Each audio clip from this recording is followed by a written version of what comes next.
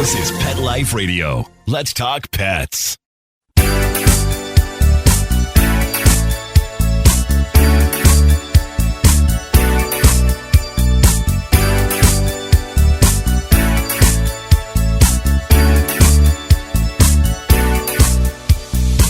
Hello, you're listening to Animal Party on Pet Life Radio with me, Deb Wolf, and once again, I have Stacy Mantle from PetsWeekly.com. Welcome to the show, Stacy.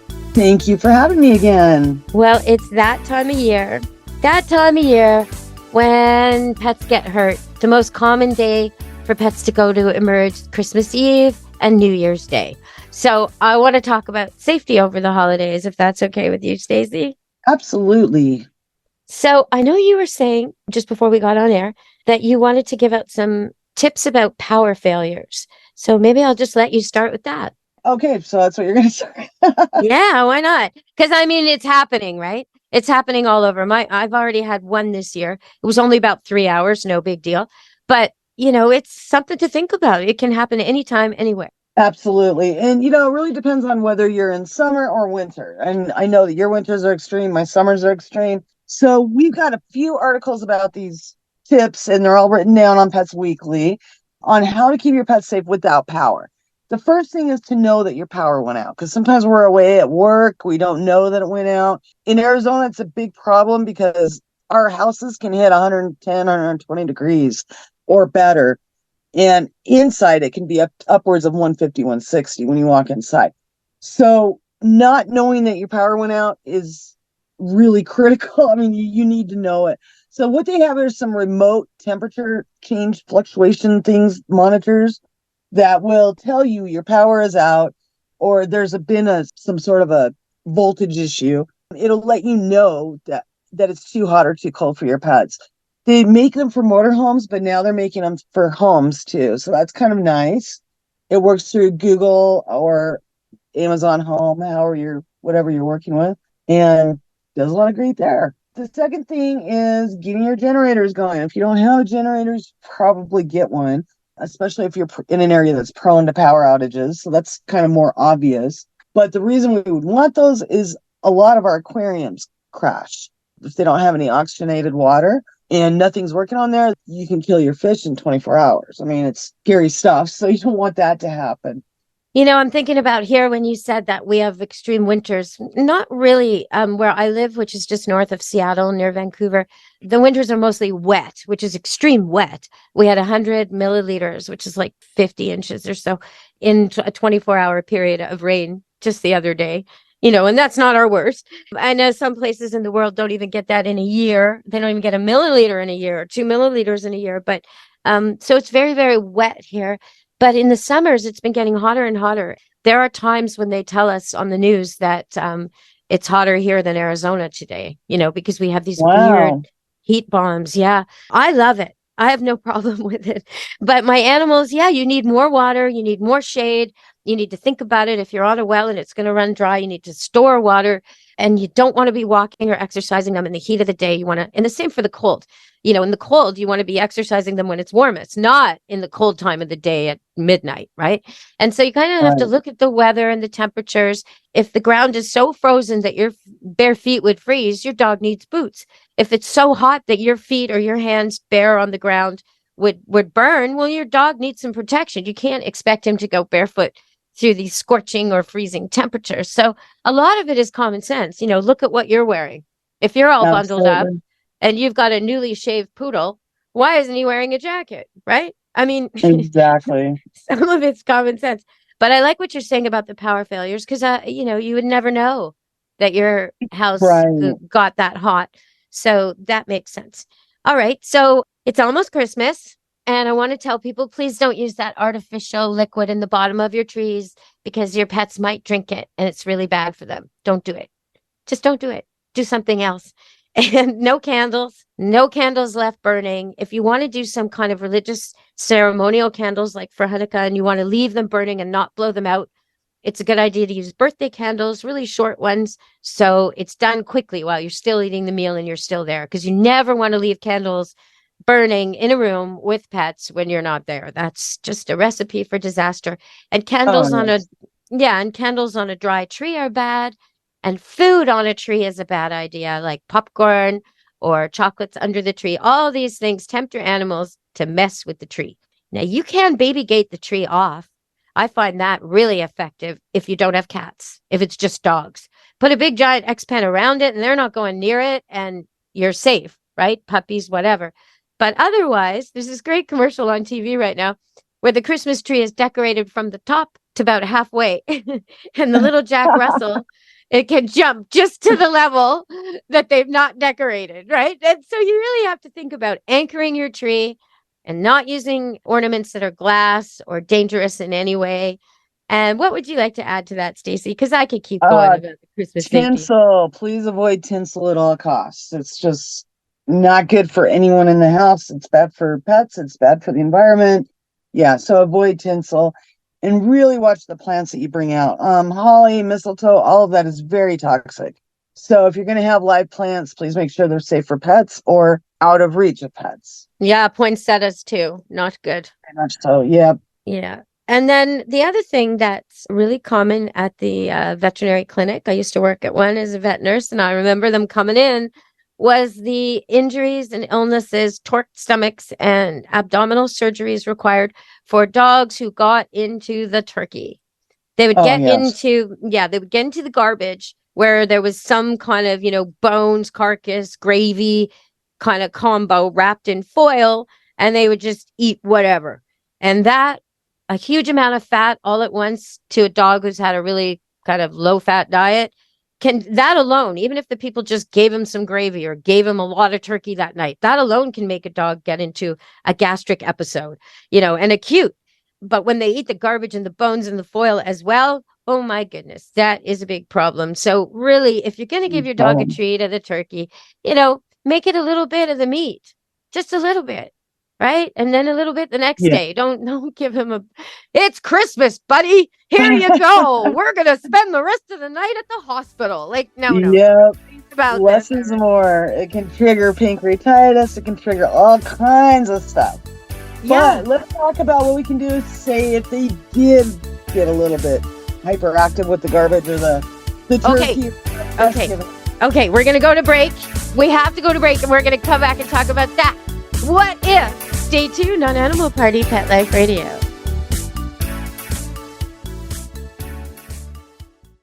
Take a bite out of your competition. Advertise your business with an ad in Pet Life Radio podcasts and radio shows. There is no other pet-related media that is as large and reaches more pet parents and pet lovers than Pet Life Radio.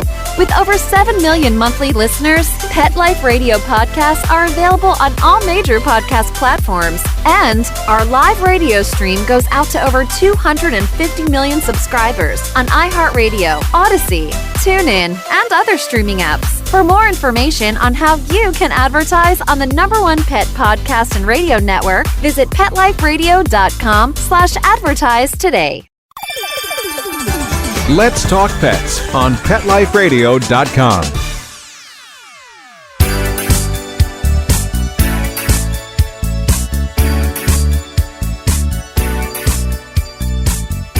Hello, we're back on Animal Party Pet Life Radio with Stacy Mantle, and we were just talking about keeping your turkey and your drippings and your gravy and your bones and your foil and everything like that away from the dogs, your chocolate, your nuts, all that. Okay, but what if, Stacy? What if?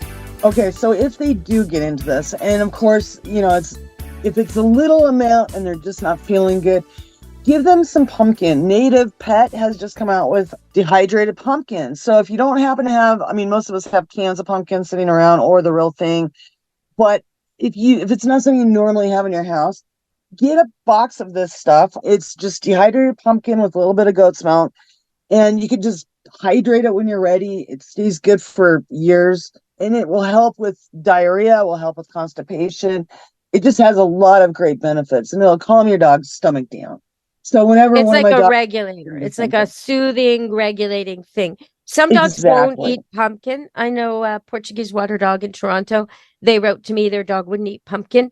And I asked one of my vets that was on the show on Animal Party Pet Life Radio. One of my vets was on the show, and I asked him this question. My dog won't eat pumpkin. What can we do? And he said, try squash. And apparently she likes squash. So Squash is very good as well. Yeah, that's great. I'm glad they have some options. Yeah, because squash, pumpkin, any of those gourds kind of thing, it's really high in fiber and it helps regulate the system and just providing a little extra digestion. You know what's interesting about this is a little bit aside, but the pumpkin seeds are a natural parasite killer when you feed them to goats. I've heard that. Yeah. Yeah, It's interesting. kinda cool. So all the people who soaked their pumpkins in bleach this year were doing us a disservice. If you want your pumpkin to last long or anything you're displaying outside, use vinegar, because then later animals can still eat it, right? And the same for the tree. I mean, you can make a sugar water mixture for the base of the tree that won't kill your pets if they get into it, because it's so full of chemicals, right? And you can plug in an air freshener somewhere to get that smell that you wanted to get out of that liquid you would have bought that smells fake anyway. So why not let your tree just have the real smell, people? Right. Okay. So what other tips should we give people? I think tinsel was a really good one, because wrapping, all kinds of wrapping and decorations are really what puts cats to the emergency clinic. That's key there. Yes. So when you decorate your tree, think about it. Would my cat want to eat this? Is it going to flap in the wind? Is it going to be, is it going to be something I have to get surgically removed from Kitty's stomach on Boxing Day?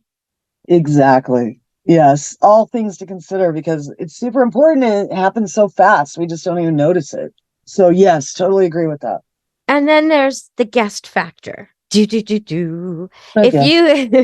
If you have house cats that are not allowed outside and you have guests who are crappy at closing the door, what are you going to do?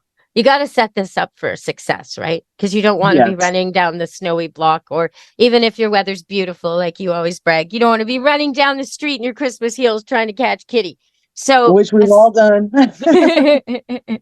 So a safe room, or even a crate, a timeout date. Your cat may be grateful if it's not super social. And if people are coming in, let's say you have a relative who's walking with a walker or impaired in some way, and then they have to take off their boots and put on their shoes, and they got a helper behind them. I mean, the door's going to be open. It's just going to be open for a while. So Kitty has to be safe, at least for that part of the evening when everybody's coming. And if you've got a smoker in the group, they're going in, they're going out, they're going in, they're going. If your cat's one of these cats that's like ready to go, looking for that opening, just put it in a cage, because it's going to find the opening when you have company. Oh, yeah. They're smarter than we are. They will find out their best way to escape. Well, they're very focused. It's all they're thinking of. You're busy with the dinner and the guests and making sure everybody's happy and everything. They're just looking at the door, waiting for that opening. Opportunity. Yeah. So, okay. Dogs too, really. I mean, give them a safe area, close them off, put a gate up, whatever you need to do, so they have their own special space. And, if people want to go over there and talk to them over the gate or whatever this case may be, that's fine. But, you know your dog. And if your dog is prone to running out the door or chasing the gate open when the gate opens, make sure that you have arrangements in place. Because, it's a terrible time to lose your pet. And unfortunately, we see a lot of it. We're going to go to break and come back and talk more about dog manners and cat manners with the guests on Animal Party Pet Life Radio. Stay tuned.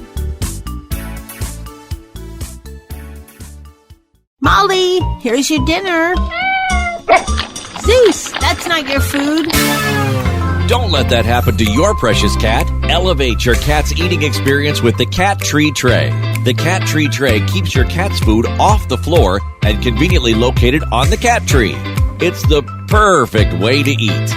It's a beautiful wrought iron tray that easily attaches to your cat tree and keeps dogs and other critters out of your cat's dish. A must for multi-pet households. There's a 6-inch tray for large bowls and a 4-inch tray for smaller bowls. Purchase your Cat Tree Tray today. Go right now to cattreetray.com. That's cattreetray.com. cattreetray.com. Let's talk pets. Let's talk pets On Pet Life Radio. Pet Life Radio. PetLifeRadio.com.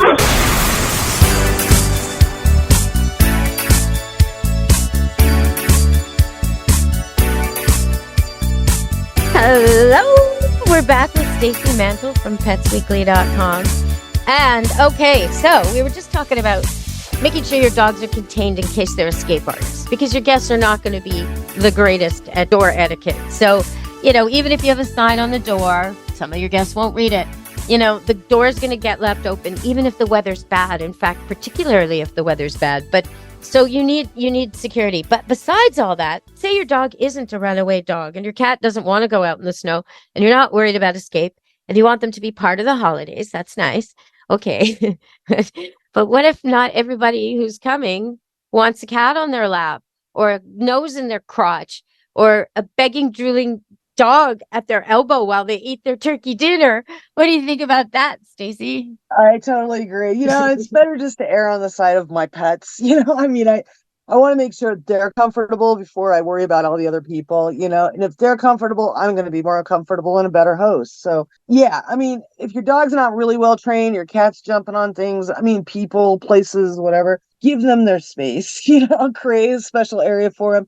Put a snuffle mat or some enrichment toy down, let them go to it. Make it fun for them because you want them to be entertained too. But, it's just better not to have people messing with them and feeding them stuff that you don't know about and things like that. So, yeah, I'm all for the safe spot. Let them get into their area, whether it's a crate or a special room. They're going to be happier in there. At least mine will. Yeah, well, that's one option. And I think people think, well, if we put them in a room by themselves, they're not part of Christmas. Well, actually, the people who are at your gathering who really like pets are going to end up visiting them. They're going to end up saying things like, hey, can I take your dog for a walk? Hey, is it okay if I take him in the backyard and play fetch? Hey, does he like the snow? Or where's your cat? And you say, oh, it's in the back room. Oh, can I go visit her? Of course you can. These are the people your animals actually want to see. They don't want to see the other ones anyway. So that's okay. But I also think that, if you're not overwhelmed by the holidays, maybe your dinner party is smaller, or maybe you got a lot of hands on deck, you can make somebody in charge of that dog. And I like a leash inside for these kind of situations. I think there's nothing wrong with having a dog leashed when you greet all your company at the front door. And if you've got a kid who likes handling the dog and kind of, it's for a socially awkward kid, it gives the kid something to do and a role during the night. But for any kid who's connected to the dog, you could say, look, Jim, Fred, Sally, I'm using names of their grandparents, but whatever. You're in charge of the dog today. And just make him be polite. He's on a leash. If he's not polite, he goes into his timeout room, bring him back later to try again. And what you'll have is a perfect evening of training. The dog is not allowed to beg. The dog's not allowed to jump up. The dog greets at the door with a sit back from the company. He's not allowed to sniff the crotch. And the thing about sniffing the crotch, your dog can smell somebody's crotch from the other side of the room. It does not need full contact. So that's pretty rude. That's a I'm in charge kind of gesture. So we don't need that. We don't need that when we're welcoming company. Somebody with their white linen skirt does not want a doggy smooch mark on their crotch. It's disgusting. No, we want to stay nice and tidy and pretty at Christmas. And we want our dogs to behave themselves and sit back and, behave. So it's a perfect situation where you can have a whole night of training, good manners around food, around strangers, around polite greetings. And yeah, I think that's the way to go if you can. Absolutely. No, I think that's a great idea. And, on that same note, parties tend to get really chaotic. So eliminating as much noise as you can with your dog's entertainment or your cat's entertainment is always a good way to go as far as I'm concerned. Noise makes me a little crazy. So when there's a lot of activity, I have a hard time with it. That's why I like these squeaky toys that don't squeak. They're silent squeakers from GoDog. My favorite. Yes. Oh my gosh. Let's talk about those. Okay. So it's a squeaky, and the dog hears it squeak, but we don't, right?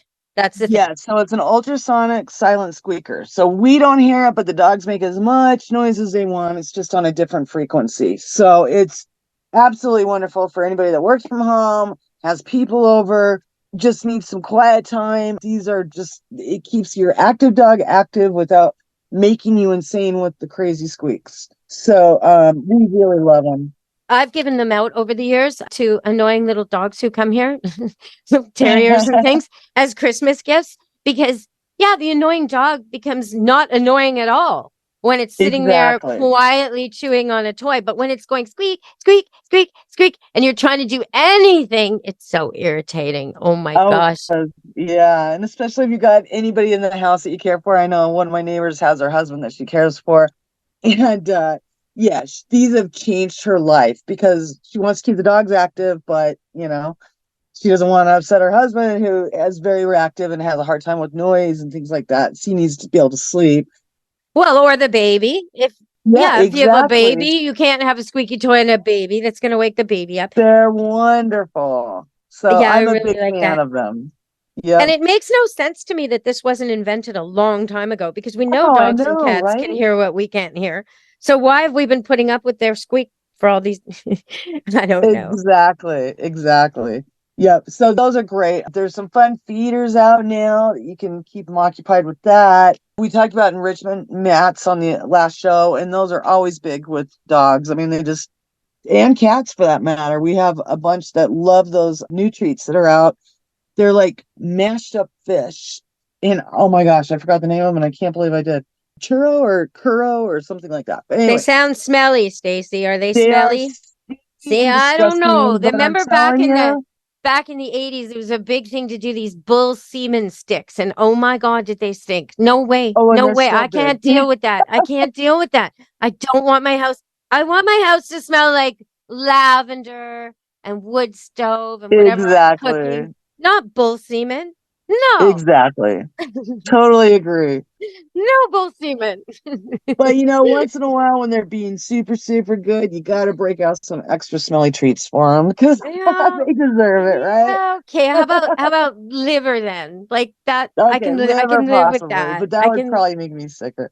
No, oh, really? These things are so fascinating. Like the cat, I've never seen a cat not take to it. It's just insane. My friend is a cat photographer. She uses them for every single animal that she photographs, and they're just obsessed with these treats. And they're fish? You're saying they're made of... They have chicken and tuna, and it's called Churu, Churu, and it's a lickable cat treat.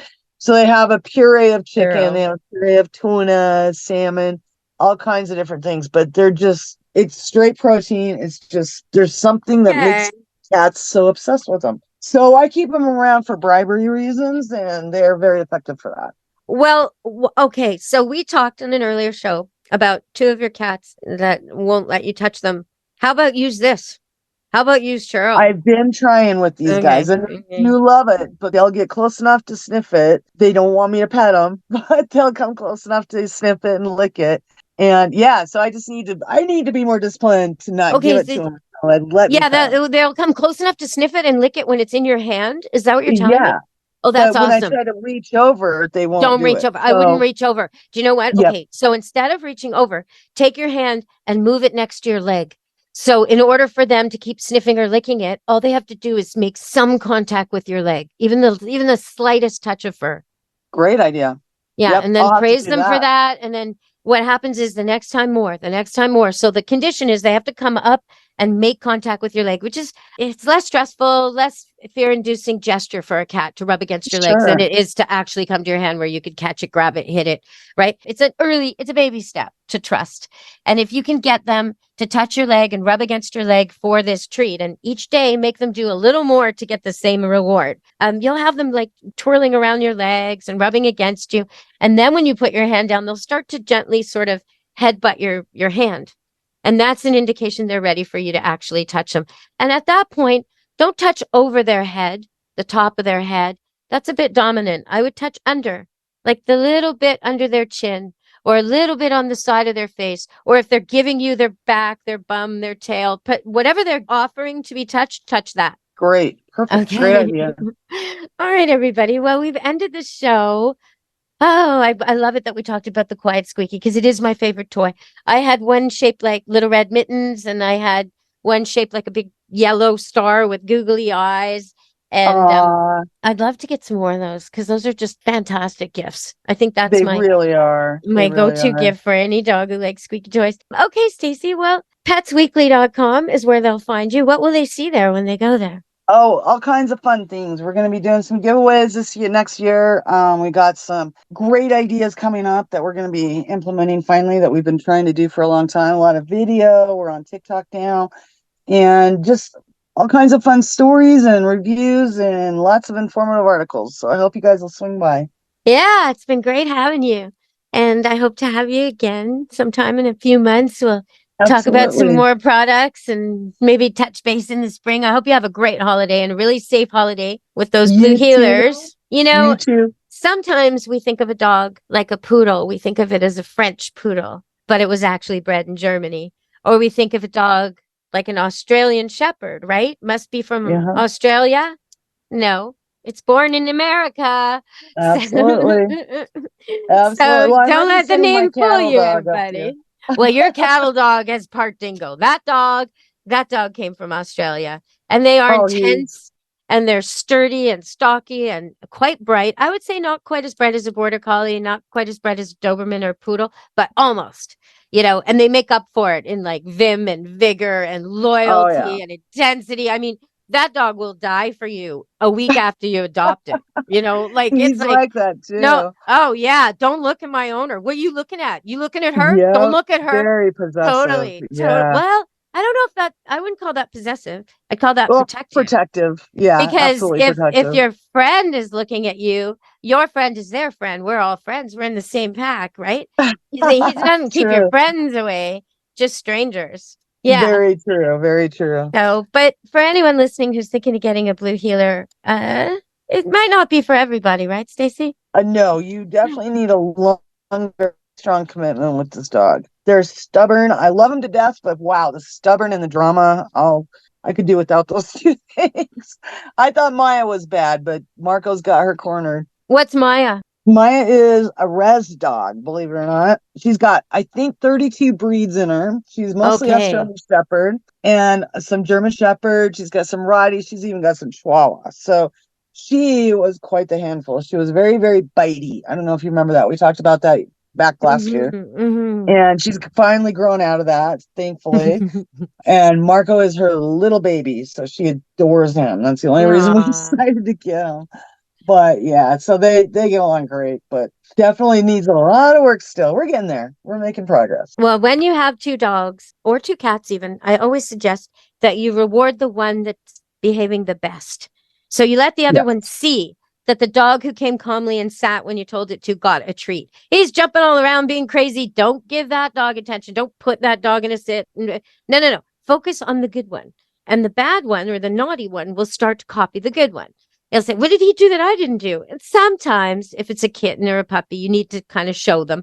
But you want the bulk of your attention and the first attention going to the one who's doing it well. Otherwise, the one who's been behaving nicely starts to copy the naughty one because that's what's working.